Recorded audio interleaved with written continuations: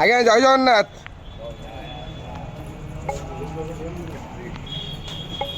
हरि बोलो हरि हरि बोलो हरि हरि बोलो।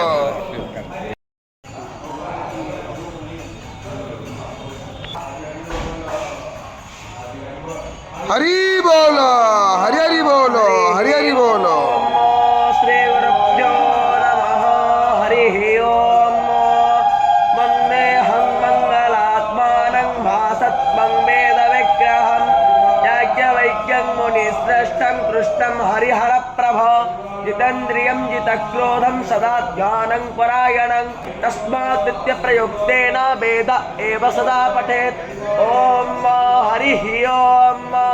गच्चाक्रातो दो रामोदैति दये बन्दाति गौरङ्गावं ज्योतिषां ज्योतिरेकं तरं तविषीं दस्यात्रितोऽप्यो जसा पृथ्रङ्गे पर्वमर्धोतं प्रजां देवी विदिष्टिरः पञ्चनद्यः सरस्वती पश्चादानाय। हरि बोलो हरि हरि बोलो हरि हरि बोलो।